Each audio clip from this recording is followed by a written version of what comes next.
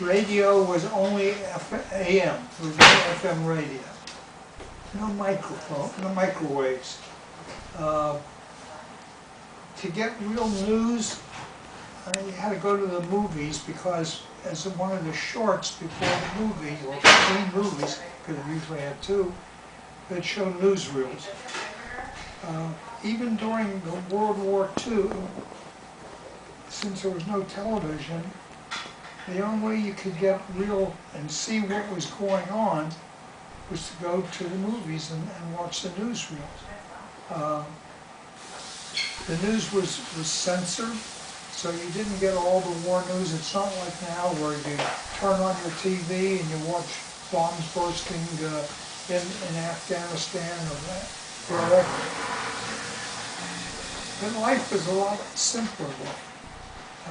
We didn't have all these things that I'm talking about. These were really, if you think about it, they're conveniences, but they're also distractions.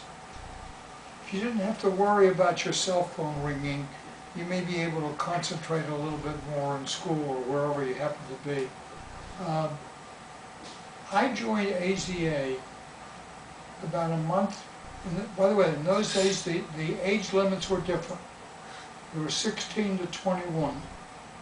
So I joined AZA about a month before Pearl Harbor. You know Pearl Harbor, hopefully. And as I say, things were a lot different. The life was simple. I can't think of a single person in my class who had their own car.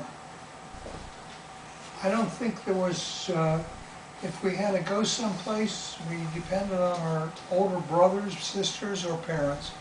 I lived in a small city, relatively small. There's about 55,000 people in western Pennsylvania. I'll give you a little bit of geography. It was at the confluence of the Youghiogheny and Monongahela River. I'm sure you're going to remember this at least for the next 4 minutes. And the Monongahela then flows north to Pittsburgh, where it joins with the Allegheny River to form the Ohio. So you have some idea, and this is maybe 12, 13 miles from McKeesport to Pittsburgh, so you have a general idea of where he went. AZA was very big. There was chapters in just about every little town around there, and there were, God knows, a lot of towns. So when we had conventions or tournaments or whatever, you were always seeing people that you saw at least once, sometimes twice a year, depending upon circumstances. As I said, I joined when I was 16, just before Pearl Harbor. And I stayed active in AZA, even though I went on active duty in the Navy, but fortunately I was in one of the officer training programs, and the Navy sent me to the University of Pennsylvania to go to college for about 2.5 years. So I was one of the more fortunate ones in service. Conventions then were just like they are now, a lot of fun. Athletics was, of course, the big thing. We had debate, dances, a whole gamut of social and social service and athletic activities. I can tell you this, that you will not always be a part of AZA, but AZA will always be a part of you. This t-shirt that I'm wearing, I don't know if you can see it, but this is from 1992. In Miami, in South Florida, the South Florida Council of B'nai B'rith Lodges sponsored a Junior Maccabee every year for AZA and BBG, mainly for South and Central Florida. There wasn't too much activity in AZA or BBG north of Palm Beach County, though they were still invited. We'd bring busloads down there, and we would it would be complete. Food, drinks, we had all sorts of races, relays, field events, volleyball, not basketball or football because they were separate and had their own league. But it was complete, and this was all furnished by B'nai B'rith. The activities, I listened to your opening services, and nothing much has changed. Maybe a couple words here and there, but the activities, the involvement, the multiple levels of the variety, if you will, was available then, and it's available now. That hasn't changed. I looked through the book that you have there, and when I say, AZA will remain with you, 3 of the Grand Aleph Gedolim have gone on to become president of B'nai B'rith International.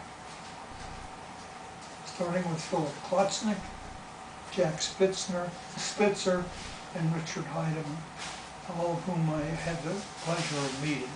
I met Klutznick.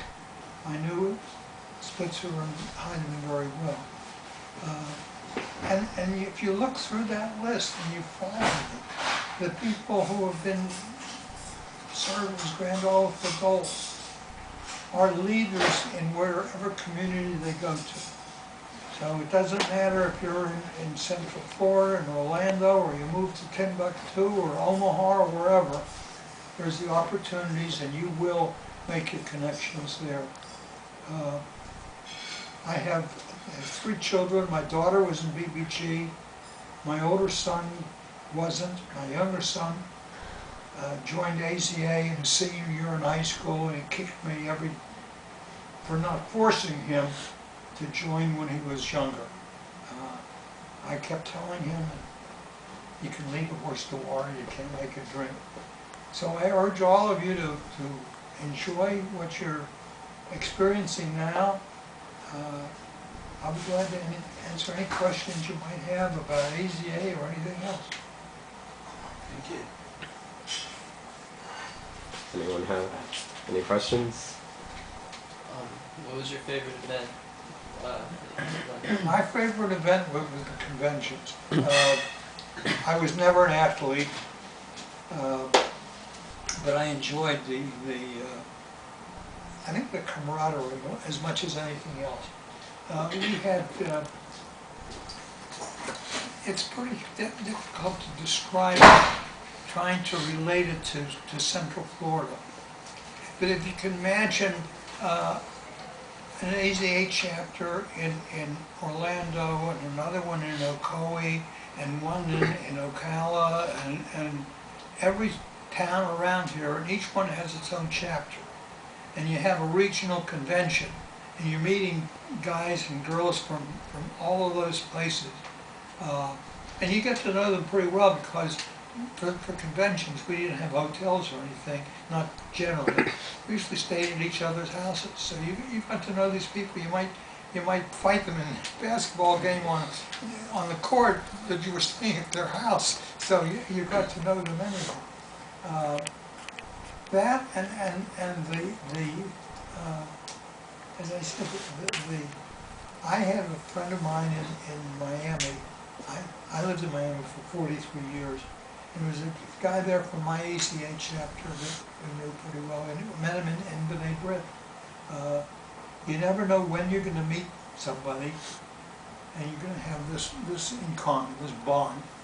Maybe you've never heard of them, you've never heard of the city they're from, but you're brothers, and that's extremely important, and it'll stay with you forever. I think I speak on behalf of all of us when I say thank you for speaking. It's my pleasure. I enjoyed it.